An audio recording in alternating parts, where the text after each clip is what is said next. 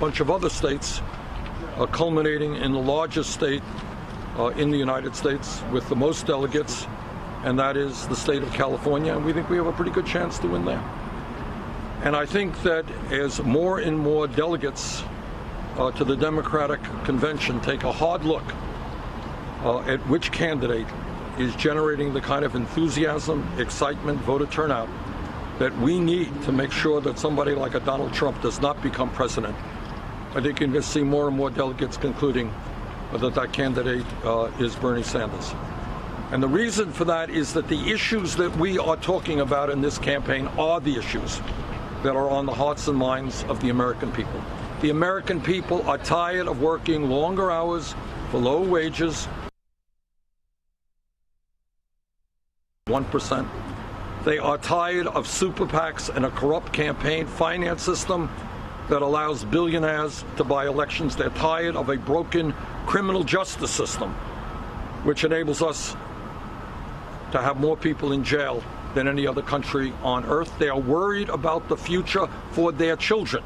And they understand that unless we create an economy that works for all of us and not just the 1%, their kids are going to have a lower standard of living than they do, and we're going to see the end of the American dream, and we are not going to allow that to happen. And the American people understand that in this great country we can do what every other major industrialized country on earth is doing, and that is guaranteeing health care to all people as a right, and to guarantee paid family and medical leave, and by the way, to demand, when we have so much income and wealth inequality, that Donald Trump and the billionaire class start paying their fair share of taxes.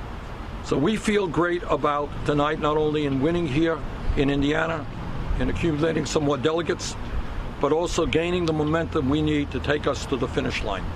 And we are, we started this campaign way behind.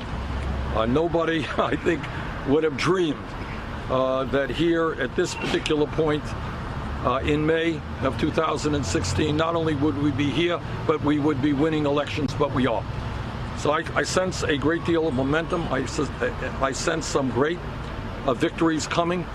And I think that while the path is narrow, and I do not deny that for a moment, I think we can pull off one of the great political upsets in the history of the United States, and in fact become the nominee for the Democratic Party. And then once we secure that position, I have absolute confidence that we are going to defeat Donald Trump in the general election. Thank you. How's the change? Danny? Senator Sanders, after tonight, it seems that Donald Trump is going to become the likely GOP nominee. Will you commit now to saying whether or not you think he is a racist?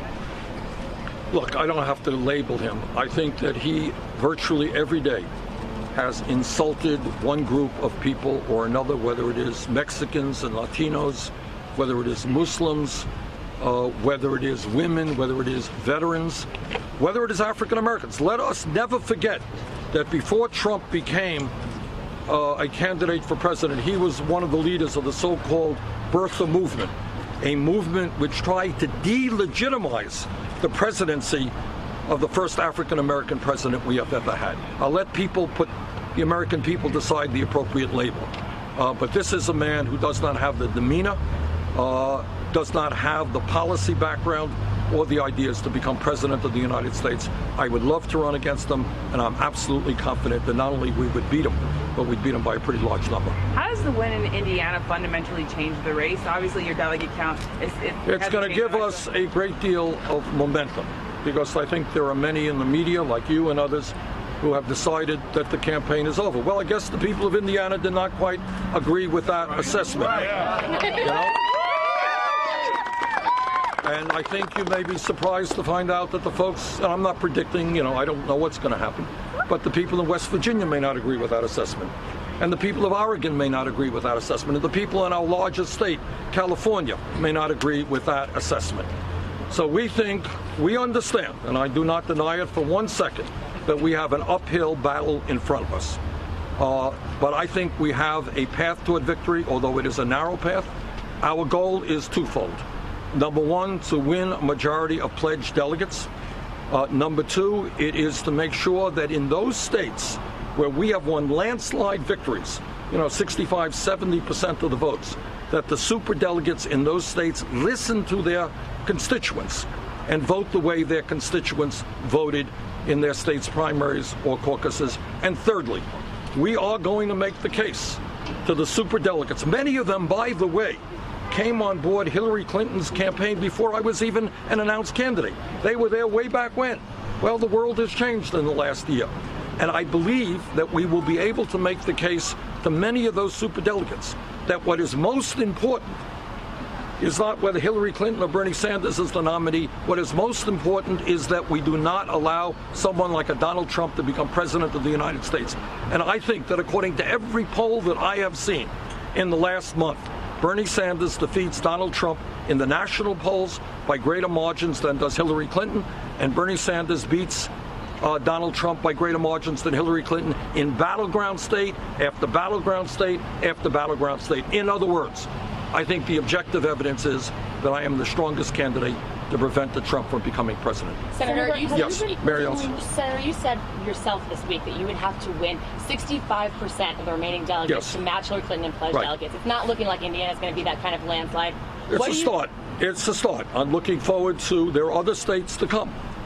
And we are looking forward to winning in West Virginia, looking forward to winning in Kentucky, looking forward to winning in Oregon. And as you know, the state that has the most delegates is obviously California. And we already have a strong ground game in California. We have sent a lot of our people to California. We're going to run an unprecedented campaign in California. And with the help of the American people who have helped us so much right now with those $27 contributions at BernieSanders.com, we have made history. We have 7.3 million campaign contributions, BernieSanders.com. And with the help of the American people, we're going to have the resources we need to win in California. Senator, your fundraising dropped off pretty significantly. I read an article in the New York Times. What was the word you used? Plunged? How do we compare to Hillary Clinton? She ended up with a few dollars more than we did. But for you, it dropped. Well, By more than 40%. Well, yes, we were record-breaking. The issue is, I think we raised, somebody correct me if I'm wrong, $26 million? $26 million in a month. That is a pretty good sum of money from where I come from. When we began this campaign, nobody ever dreamed probably we'd raise $26 million for the whole campaign, let alone in 1 month. Yeah, so our numbers went down, and Hillary Clinton beat us by a few dollars. We're taking on the most powerful political organization in America. She raised $600,000 more than I did. Didn't see the New York Times make that point. So we feel pretty good. And we feel that today's victory will probably help us. But look, we have enough money. Everybody always wants more money. I don't have a super PAC. Secretary Clinton has a super PAC. But we have enough money to run a strong and winning campaign throughout. How do you plan to maximize those resources to take you through California? Because that's a very expensive California is an outrageously expensive state in terms of media. You're right. And clearly we're not going to be spending $100 million or whatever it takes on media in California. So we have to decide the best way to allocate our resources. I think that what the focus of our campaign will be actually what it has been up to now. And that is we're going to do a whole lot of rallies. California has a lot of large and great cities. And I think what we are going to end up doing, we have brought out in this campaign up to today over 1.1 million Americans to rallies that we have held. I don't know, I could be wrong with this. I don't know that anyone has brought out more. I may be wrong about that, but that's my impression. We're going to go to California. And when we go to California, you're going to see very large rallies up and down that beautiful state. Last question, Lauren. Okay, Senator, today Donald Trump has been called presumptive nominee. There are reports they're ramping up for the general election. Any concern that by extending the Democratic primary, that it's going to set Democrats at a disadvantage come July? Not at all. If you look at the polling out there was a poll that just came out yesterday or today, and they asked the American people, has the Democratic primary process invigorated the Democratic Party? Is it good for the Democratic Party? By very large numbers, the American people say yes. What we are doing in this campaign, and I'm extremely proud of it, we are literally bringing millions of people into the political process. And the way you bring people into the political process is you engage in a serious, issue-oriented campaign. And people come out and they hear the points of view of Secretary Clinton, they hear my points of view, they get involved, And you know what? Those people then vote in the general election. So I have no doubt, zero doubt, that what we have done in this campaign, what we are doing now, and what we will do in the next 6 weeks is good for the Democratic Party, and it will result in a higher voter turnout. And let me conclude by saying this. Democrats and progressives win elections when the voter turnout is high. Republicans win elections when the voter turnout is low and when people are demoralized. I'm going to do everything that I can to make sure that in November we have a very high voter turnout. Thank you all very much. Thanks, everybody.